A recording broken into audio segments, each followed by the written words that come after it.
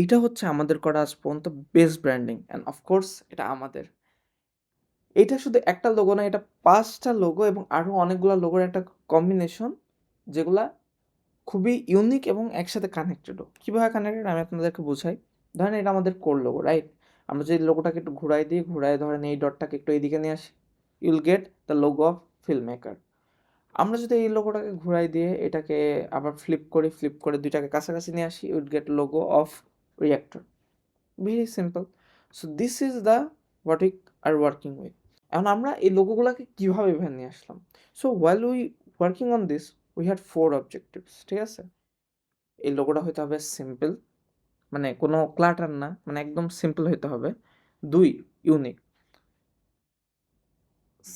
একটা logo unique হওয়া easy, একটা লোগো সিম্পল হওয়া ইজি। ২ টা একসাথে হওয়া কতটা হার্ড, এটা অনেক হার্ড। মানে simple, everything simple is taken. আপনি সিম্পল কীভাবে পাবেন? পাওয়া যায় না। So that was also a huge task. তার সাথে আমরা চাইছিলাম লোগোটা মেমোরেবল হোক। মানে এমন কোনো কিছু না হোক যেন একটা ১০ বছরের বাচ্চা একবার দেখার পরে যেন আর বুঝতেই না পারে এই লোগোটা কোথায়। মানে মানুষজন দেখলে যেন মনে রাখে। ৪, সবথেকে important, this needed to B connected. Basically আমাদের একটা কনটেন্ট এম্পায়ার আছে। আসিফ রেজা কনটেন্ট বানায়।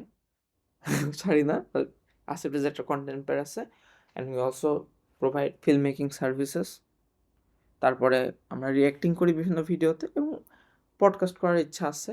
তো এই 4টা ব্র্যান্ড এবং ফিউচারে আরও অনেকগুলো ব্র্যান্ড থাকতে পারে। All this needed to B connected, মানে এটা যেন আলাদা না হয়ে যায়।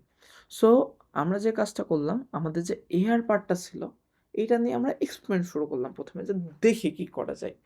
আমরা বিভিন্ন ধরনের ভ্যারিয়েশন ট্রাই করছি। আমরা ৩ মাসের বেশি সময় ধরে ট্রাই করছি, বাট মানে নাথিং ওয়াজ ক্লিকিং, মানে ওই ফ্যাক্টরটা ছিল না, ঠিক আছে? সো আমি চাইছিলাম আমার ব্র্যান্ডটা কী রিপ্রেজেন্ট করে। My brand represent story telling, right?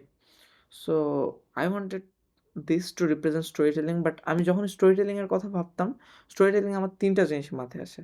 কলম, একটা মিস্ট্রি, অথবা হচ্ছে একটা ক্রাউডের, মানে ওই যে থাকে না যে মাথায় কিছু একটা ভাবতেছে। এটাকে আপনি একটা লোগো কীভাবে বানাবেন? তাও সুন্দর, মডার্ন এবং কানেক্টেড, যায় না। Then I come up with a quote, ঠিক আছে?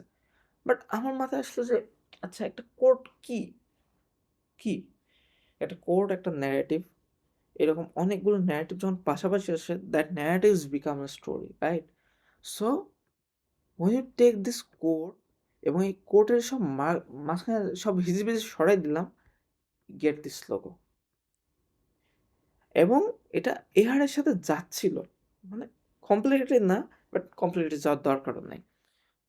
এটা এটা সিম্পলও ছিল, এটা ইউনিকও ছিল এবং আমি মনে করি এটা মেমোরেবল ছিল। বাট এখনও কানেক্টেড হয়নি। সো ওই বেসিক্যালি মানে আমরা যেটা করলাম, আমরা এটাকে একটু রিফাইন করলাম। আমরা এর কর্নারগুলাকে একটু রাউন্ডেড করে দিলাম। একটু মডার্ন লুক নিয়ে আসলাম। নিয়ে এসে এটাকে আমরা কালার দিলাম white. I know black and white is such a cliche color. No brand color should be white, but we still choose white because আপনি কি জানেন, যখন আপনি একটা কালারের মধ্যে সবগুলা কালার এড করে দেন, কালারটা হয়ে যায় হোয়াইট। এবং যখন এই সবগুলা কালার সরায় ফেলেন, তখন সেটা কি হয়ে যায়? Black, right? So we put this colour white because this this white would incorporate all the colors in the world, all our sub brands into this brand. দেন আমরা যেটা কি করলাম, আমাদের সাব ব্র্যান্ডগুলোর জন্য আমরা নাম চুজ করলাম সবার প্রথমে। তো আমরা দেখলাম যে এআর যদি আমরা সব জায়গায় কনস্ট্যান্ট রাখি, আমরা একটা খুব ভালো একটা মিল পেয়ে যাচ্ছি।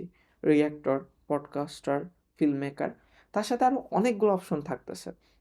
যেমন কি designer, brand builder, story teller, plumber, anything, the মানে ইনফিনিট পসিবিলিটি।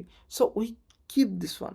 তো আমরা যেটা করলাম, সবার আগে আমরা ফিল্ম মেকারের লোগোটা ডিজাইন করলাম because that is our major money bringer. তো আমরা যেটা করলাম, আমরা হচ্ছে যে we took this logo and we took inspiration from camera.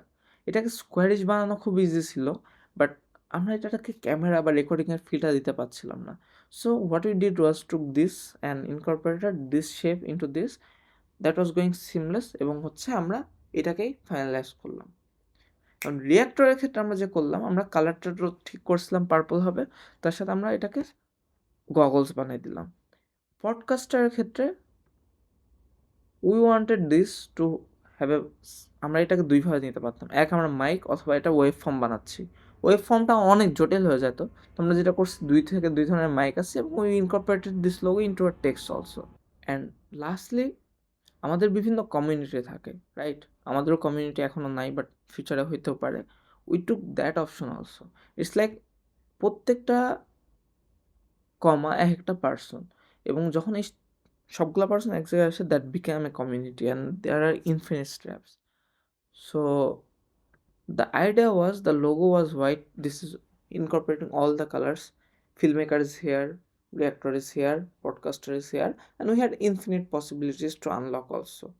এখন আমাদের কিছু লাগবে ইউনিক এলিমেন্ট, যেটা মনে করেন আমাদের ব্র্যান্ডটাকে যে কোনো সময় দেখলে চিনতে পারে যে হচ্ছে কি, মানে এটা আমাদের। এবং আমি চাই না যে এটা খুবই নজর কাটুক, বাট এটা থাকুক, সব জায়গায় থাকুক। সো আমরা যেটা করলাম, আমরা ফিল্ম মেকারের লোগোটাকে বড় করে দিলাম, দেখলাম যে আমরা একটা খুবই ইউনিক একটা শেপ পাচ্ছি, যেটা আমাদেরকে একটা খেলার জায়গাও দিচ্ছে। তো আমরা যদি এই সবগুলা থাম্বনেলের কর্নারে এরকম এই শেপটা বসাই দিই, এবং মাঝখানে আমাদের যেই ব্র্যান্ডের ভিডিও হবে, এই কর্নারের এই জিনিসটা থাকা মানে এটা আমাদের ভিডিও, এবং যেই লোগোটা থাকবে স্পেসিফিক, ওইটা হচ্ছে ওই চ্যানেলের স্পেসিফিক ভিডিও। তাইলে আমরা পাওয়া যাচ্ছে কি, আমাদের একটা ইউনিক এলিমেন্ট, যেটা সব জায়গায় বুঝতে যাবে যেটা আমাদের। And this is how we design this logo. This is our best branding. This is our best work ever, and we are proud of it. Thank you.